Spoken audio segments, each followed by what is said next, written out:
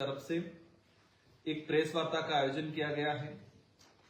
आज ये प्रेस वार्ता आयोजन करने का मुख्य जो कारण रहा है कि वर्तमान सरकार डबल इंजन की सरकार के नाम से जानी जाती है और वर्तमान हमारे राजस्थान के मुख्यमंत्री जी जीरो टॉलरेंस की बात करते हैं और पूरे देश के अंदर ईडी का बोलबाला है, जांच एजेंसियों का बोलबाला है और यही संबंध आरपीएससी सदस्य बाबूलाल कटारा जो थे उनसे रिलेटेड जब ये मामला सामने आया, आज हमारा मुख्य रूप से प्रेस वार्ता करने का रीजन ये रहा है कि बाबूलाल जी कटारा जो आरपीएससी सदस्य नोमिट हुए, वो नोमिट हुए नवंबर, शायद 15 अक्टूबर 2020 में, और बनने के बाद कुछ समय बाद ही चर्चा में आए।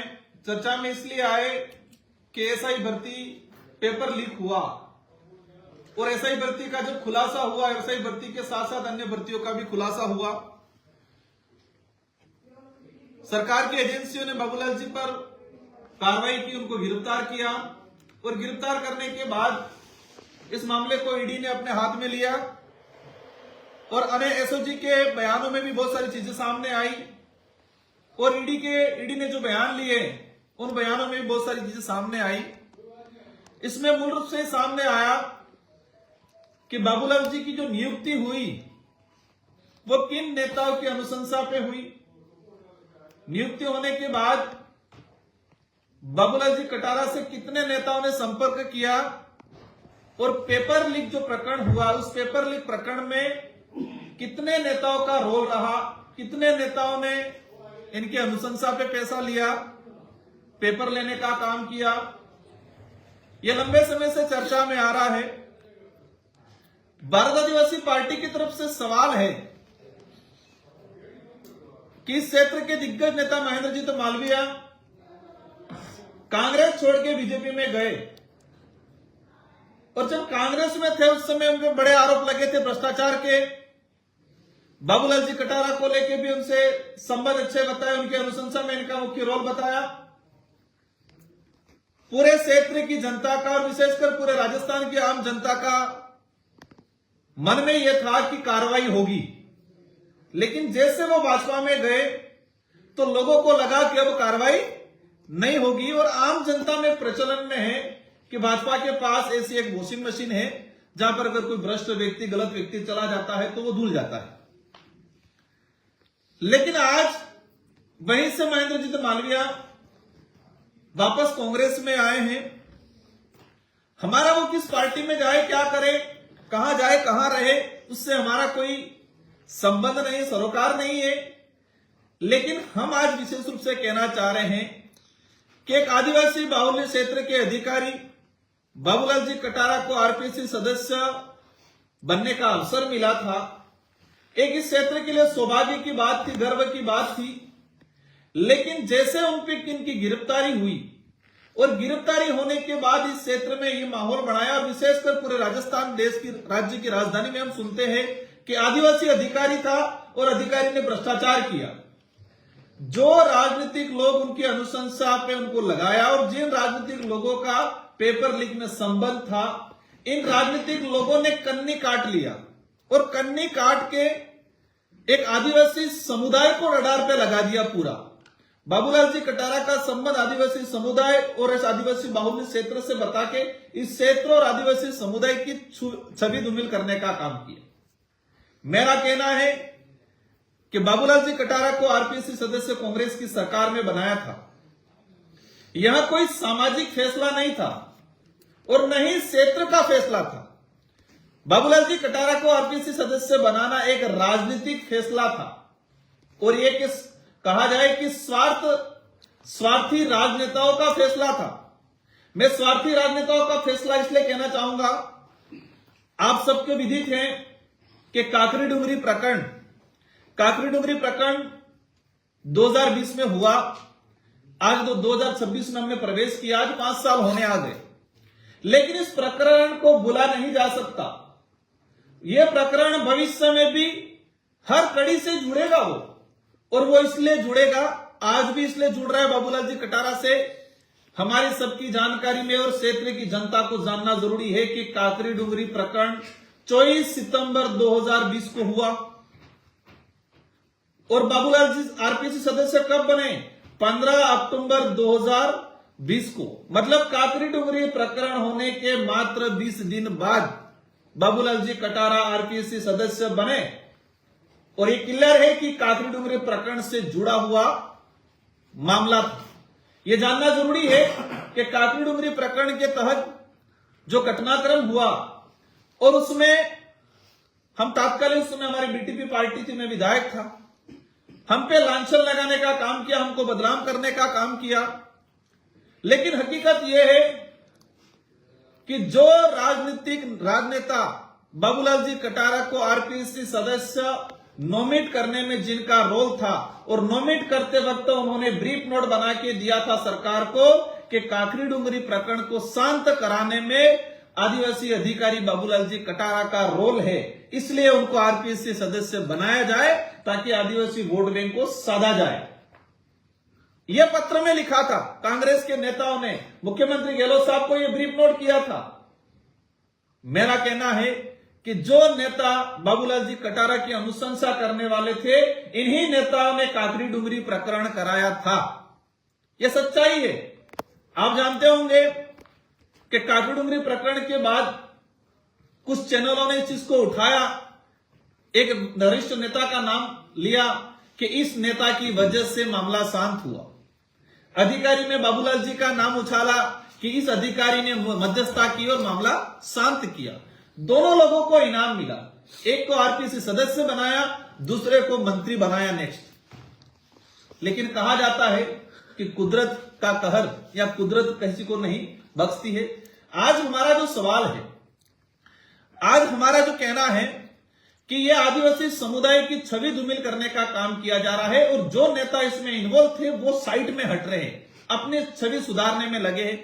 हम सरकार से आज मांग करते हैं और सरकार से सवाल पूछना चाहता है, मैं ही नहीं, इस क्षेत्र का समस्त आदिवासी बाहुल्य क्षेत्र का प्रत्येक वर्ग का युवा, और इस क्षेत्र ही नहीं पूरे राजस्थान का बेरोजगार युवा, आप जीरो टॉलरेंस की बात करते हो, आज डबल इंजन की सरकार की बात करते हो, तो आरपीएससी में पेपर लीक हुआ, उस पेपर लीक में कितने लोग इन्वॉल्व थे? बाबूलाल जी ने स्वयं ने कहा है कि इन नेताओं की अनुशंसा पे लगा और इन नेताओं ने मेरे से पैसा लिया। तो ये सरकार इन नेताओं पे कार्रवाई क्यों नहीं कर रही है? यह भी सवाल उठता है कि आरपीसी क्या एक सदस्य मात्र इन्वॉल्व था? क्या अध्यक्ष से लगा कि दूसरे सदस्य इन्वॉल्व नहीं थे? उसी दौरान एक चर्चा में फिर आया, आरपीसी सदस्य थे मंजू शर्मा जी, उन्होंने इस्तीफा दे दिया, उनका भी नाम उजागर हुआ। कांग्रेस के प्रवक्ता थे हमारे बांसवाड़ा के, इनका संबंध साथ में बताया, एसओजी की जांच में भी सामने आया।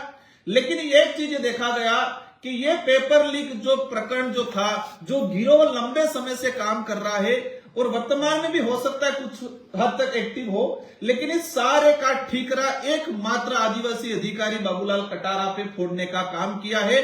और बाकी जो लोग अधिकारी आरपीसी के मेंबर हो या अध्यक्ष हो और इन नेता जो इन्वॉल्व थे, उन सारे नेता साइड में हट गए, बच गए, और एकमात्र आदिवासी अधिकारी को बलि का बकरा बनाने का काम किया गया है।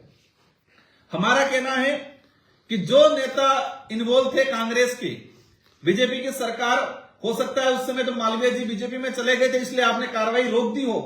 अब तो आपको भी लात मार के चले गए कांग्रेस के अंदर, वापस भाजपा में चले गए, तो इसलिए आपने कार्रवाई रोक दी हो। आज तो चले गए, तो मैं चाहूंगा कि डबल इंजन की सरकार इस क्षेत्र में जो फर्जीवाड़ा हुआ था, पेपर लीक, ऐसा ही भर्ती अकेले का मामला नहीं है, लाइब्रेरियन भर्ती में हुआ, शिक्षक भर्ती में हुआ, कई अनेक साक्षात्कार इंटरव्यू के अंदर फर्जीवाड़ा हुआ है। इन सारे का खुलासा होना चाहिए। ये वही नेता हैं जिन नेताओं ने आदिवासी बाहुल्य क्षेत्र में 2013 की अधिसूचना लागू करके रिजर्वेशन पॉलिसी लागू की, 2016 में संशोधित अधिसूचना आई। इन नेताओं ने इस क्षेत्र के आदिवासी युवाओं का आरक्षण बेचने का तो काम किया ही था, लेकिन बाबूलाल जी के कंधे पे बंदूक रख के नौकरियां बेचने का भी काम उन्होंने किया है। जो स्वच्छ छवि के साथ मेहनत का युवा था, जो मेहनत कर रहा है, बेचारा गरीब घर से उठ के आ रहा है, अपनी जमीन जेवरात गिरवी रख के पढ़ रहा है, ऐसे युवाओं का हक छीनने का काम किया है नेताओं ने। इनका खुलासा होना चाहिए। और इसलिए हम कई बार कहते हैं कि इस क्षेत्र के अंदर विचारधारा कोई रही नहीं है। भारत आदिवासी पार्टी एक मजबूत विचारधारा के साथ खड़ी है, लेकिन यहां पर कांग्रेस और बीजेपी की कोई विचारधारा नहीं है और इंटरनली एक होके लिए लोग काम करते हैं। आपने देखा होगा पिछला जिला परिषद का चुनाव कांग्रेस बीजेपी एक हुआ, अभी कांग्रेस में गए, कांग्रेस से बीजेपी में गए, बीजेपी से कांग्रेस में आ रहे। तो इस क्षेत्र को लूटने का काम किया है। तो भारत आदिवासी पार्टी इसका खुलासा करना चाहती है और सरकार से मांग करती है कि बाबूलाल जी कटारा की अनुशंसा करने वाले कितने नेता थे, इन नेताओं पे कार्रवाई हो। ईडी के बयान में आया है, बाबूलाल जी ने स्वयं ने कहा है कि मेरी जान का खतरा है। बाबूलाल जी को किससे जान का खतरा है? हमारा जहां तक मानना है कि बाबूलाल जी के इस बयान पे गहनता से जांच होनी चाहिए और जिन लोगों ने इनकी अनुशंसा करके लगाया है, जिन लोगों का उनका कनेक्शन था, जहां जहां पेपर गए हैं, इन सारे का खुलासा होना चाहिए इस सरकार में। अगर भाजपा सरकार, राजस्थान के मुख्यमंत्री भजनलाल जी इसका खुलासा नहीं करते हैं तो इन पे भी सवाल उठेगा और आपको जीरो टॉलरेंस की बात करने का कोई अधिकार नहीं है इस क्षेत्र के अंदर। आपको भ्रष्टाचार मुक्त राजस्थान करने की कोई सवाल नहीं है। आपने सरकार में आए, सरकार में भाजपा एक बात पे आई थी कि राजस्थान में फर्जी कांग्रेस पे लांछन लगाए थे कि पेपर लीक हो रहे हैं, पेपर बेचे जा रहे हैं, और युवाओं की बात करके ही राजस्थान सरकार में भाजपा की सरकार आई और भाजपा की सरकार आने के बाद चुप बैठी है, मुख्य मुद्दों से भटकाने का दूसरा काम कर दिए। तो हम चाहेंगे कि सभी एक ही थैली के चट्टे बट्टे हैं। दूसरा, आज हमारा जो विषय है, आदिवासी बाहुल्य क्षेत्र के अंदर और विशेषकर उदयपुर में यूडीए की जो तानाशाही, यूडीए का जो बुलडोजर को लेके काफी चर्चा में रहता है। हर 2-3 दिन में कोई न कोई प्रकरण होता है। कभी किसी का घर उजाड़ा जाता है, किसी का परिवार उजाड़ा जाता है, कभी पूरी कॉलोनी उजाड़ दी जाती है। इसको लेके हाल ही एक हाईकोर्ट का फैसला आया और इस फैसले में यह सामने आया कि हाईकोर्ट ने फैसला इसलिए दिया कि इस क्षेत्र से कई नगरपालिका क्षेत्र के लोग गए थे, हाईकोर्ट में याचिका दायर की थी। याचिका का बेच बनाया था। हमने पिछले 3 साल पहले 2022-23 के अंदर संविधान के जो प्रावधान है, अनुच्छेद 243 और अनुच्छेद 243 1 में यह प्रावधान है कि अनुसूचित क्षेत्र के अंदर अगर आप नगर निकायों का निर्माण करते हो, गठन करते हो या विस्तार करते हो, तो आपको 5वीं अनुसूची जो अनुच्छेद 244 1 जो है, उसके विशेषाधिकारों को ध्यान में रखते हुए आपको नगरपालिकाओं का गठन करना है। यह संविधान के अंदर प्रावधान है। इसी प्रावधानों के तहत मेरे सिमलवाड़ा, मेरी विधानसभा, पूर्व विधानसभा 84 के अंदर सिमलवाड़ा था, वहां नगरपालिका जबरदस्ती घोषित किया।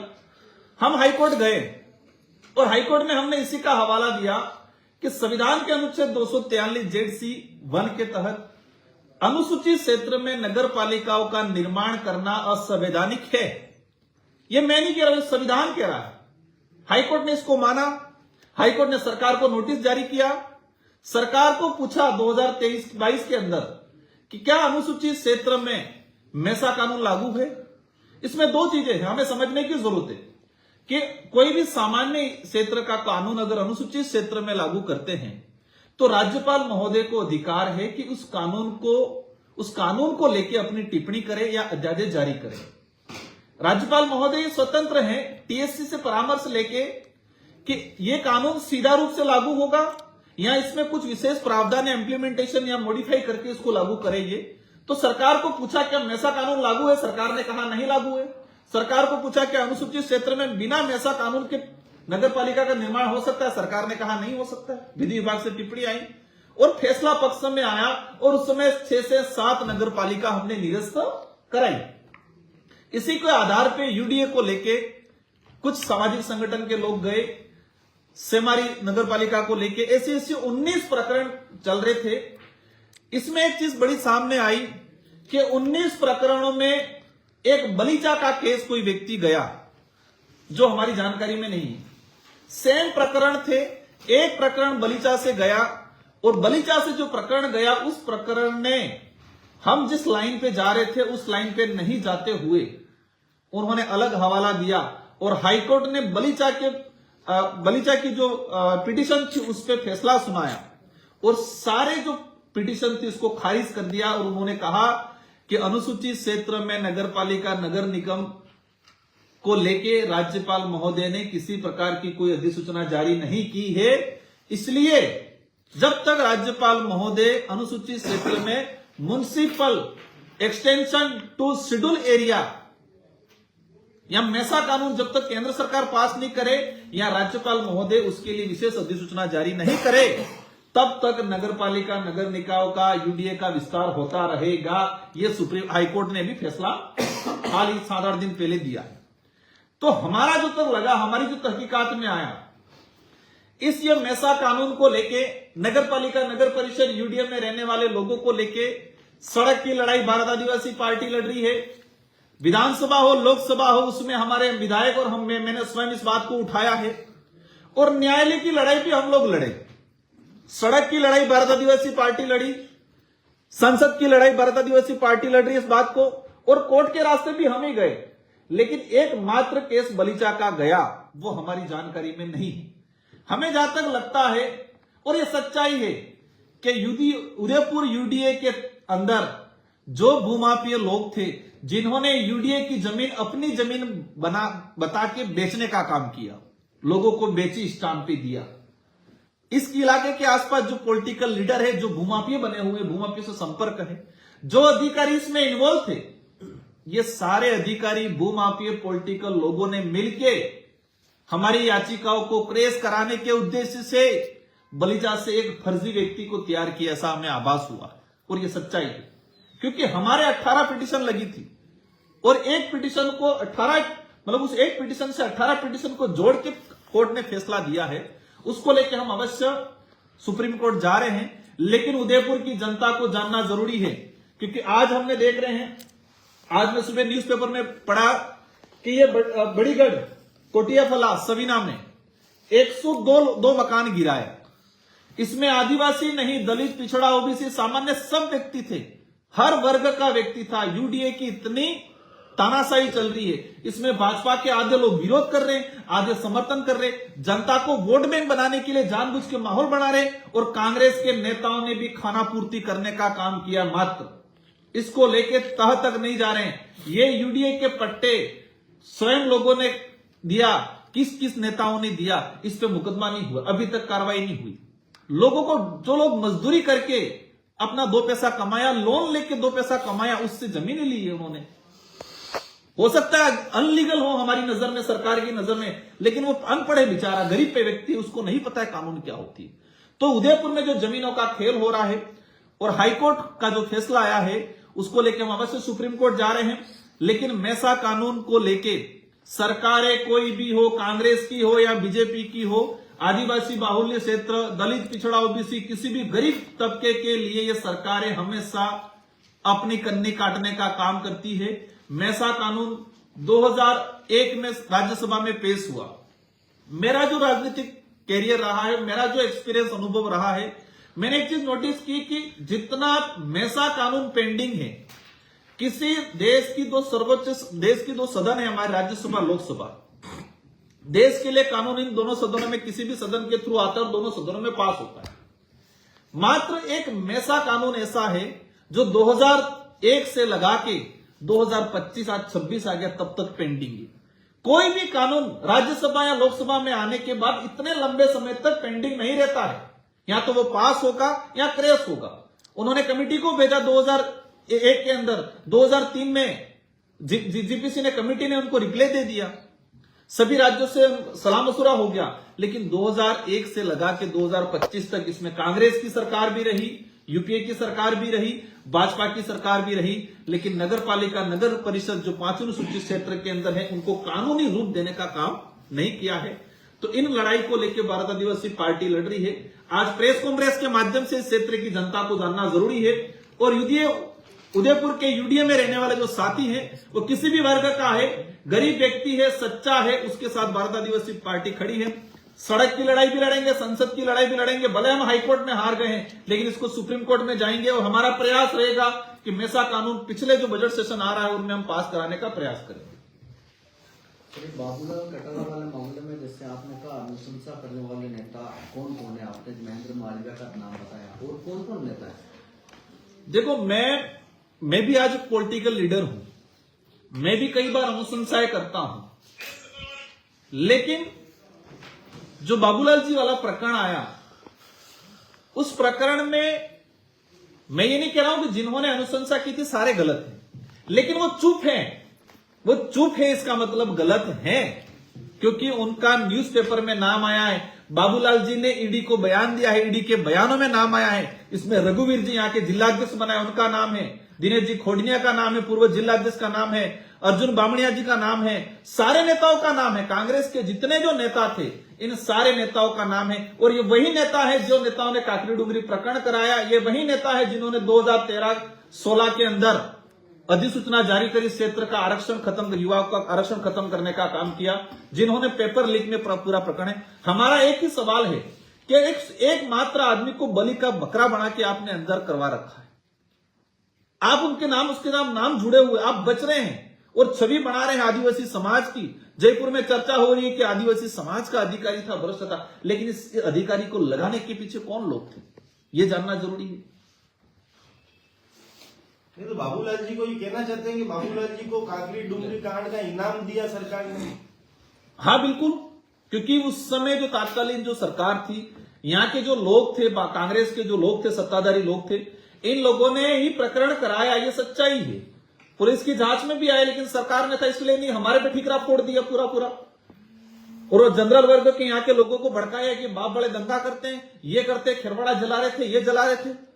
हाँ, ये जरूर एक आदिवासी बाहुल्य क्षेत्र के बच्चे थे, लेकिन हमने कभी ये नहीं कहा तुम ऐसा करो। हम संवैधानिक रूप से उस काकरी डुंगरी प्रकरण को, पहाड़ी पे लोग शांतिपूर्वक बैठे थे, उस धरने को समर्थन हम कर रहे थे।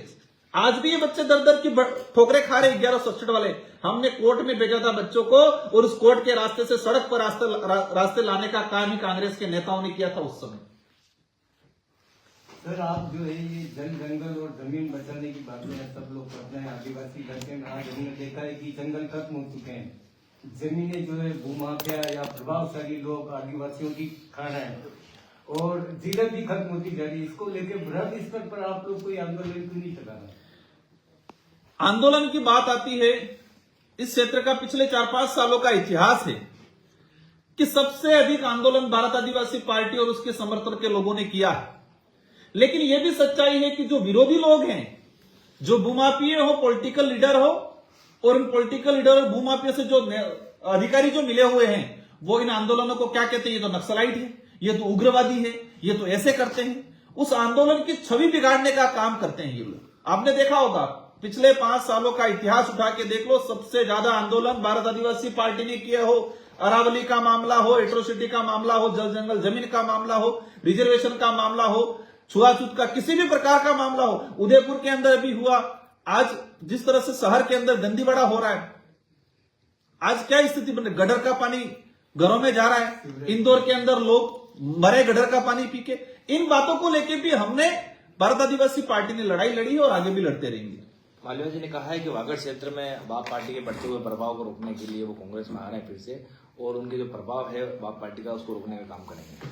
मालवीय जी क्षेत्र के बड़े लीडर थे, इनका हम सम्मान करते हैं। मैं भले उनके सामने चुनाव लड़ा हूं, हमारी विचारधारा अलग हो सकती है, इस क्षेत्र की छवि बनी थी, लेकिन मालवीय जी का जो स्टैंड रहा है, भाजपा में जाना, भाजपा में जाके फिर कांग्रेस में आना, जिस तरीके से उनके बयानबाजी हुए, आपने देखा होगा जब भाजपा में गए उनके बयान क्या थे कि मैं कांग्रेस में रह के विकास नहीं करा सकता हूं, इसलिए मैं भाजपा में जाके विकास कराऊंगा, आदिवासियों का भला करूंगा। आज वही जब कांग्रेस में आके कह रहे कि मैं भाजपा में रह के विकास नहीं करा सकता, मैं कांग्रेस में आके विकास कराऊंगा। मतलब वो 40 साल की पॉलिटिक्स से की उनके जो बयान उस समय कहा था, धर्म के ये देखा है कि धर्म को बीच में लाए बिना उनका काम अधूरा नहीं रहता है। उस समय कहा कि मुझे राम मंदिर नहीं जाने दिया, इसलिए मैं भाजपा में चला गया। तो क्या आज कांग्रेस वापस राम मंदिर जाने के लिए कह रही है, या कांग्रेस कह रही है कि आओ विकास करते हैं मिलके? कांग्रेस के नेता अर्जुन जी बामणिया भी कह रहे थे कि उन्होंने यहां पर भ्रष्टाचार किया, 2-2 हजार का भ्रष्टाचार किया। बामणिया जी को बयान आए थे, और मालवीय जी ने स्वयं ने कहा था कि अर्जुन बामणिया टीएडी मंत्री था तो बच्चों के नमक मिर्च खा गया, तो क्या आप दोनों मिलकर नमक मिर्च चाटेंगे क्या? मतलब ये जो है ये मानना पड़ेगा, इस क्षेत्र में दोनों पार्टियों ने मिलकर राज करने का काम किया था, लूटने का काम किया था। जब भारत आदिवासी पार्टी इस इलाके में आई है तो दोनों पार्टियों के नेताओं को समझ में नहीं आ रहा है कि करना क्या है, इसलिए इधर उधर भाग रहे हैं। जनता समझ चुकी है। इस बार पंचायती राज चुनाव में अवश्य जनता भारत आदिवासी पार्टी के साथ मजबूती से खड़ा रहेगी। हमारा प्रयास रहेगा स्वच्छ छवि के साथ इस क्षेत्र की जनता की, आवाम की जो समस्या है उन आवाम समस्याओं के समाधान को लेकर हम लोग लड़ेंगे। सर, एक उदयपुर के सांसद मन्नालाल रावत और राजकुमार रोध आमने सामने हर समय रहते हैं, क्या है इस पूरी कहानी? देखो, इसमें मैं बताऊं, इससे ज्यादा जनता बताएगी इस घटनाक्रम के बारे में। और जो आपने देखा होगा उदयपुर दिशा की बैठक, डूंगरपुर दिशा की बैठक, उस बैठक में मैं अध्यक्ष हूं, वो सह अध्यक्ष हैं। एक चीज ये कॉमन सभी के जानकारी में होता है कि जो सत्ताधारी नेता होता है वो हमेशा बैठक या सदन को सफल बनाने का प्रयास करता है, और जो विपक्ष में व्यक्ति होता है वो हमेशा मुद्दों को लेकर हंगामा करता है और बैठक को मतलब विफल बनाने का प्रयास करता है। सत्ताधारी व्यक्ति होता है वो बैठक को सफल बनाने का प्रयास करता है और विपक्ष वाला बैठक को विफल बनाने का प्रयास करता है। आपने देखा होगा, मैं बैठक को सफल बनाने का प्रयास कर रहा था, वो बैठक को विफल बनाने का प्रयास कर रहा था। इनको यह भी नहीं बताया कि मैं सत्ता पक्ष से हूं कि विपक्ष से हूं, यह भी उनको आइडिया नहीं है।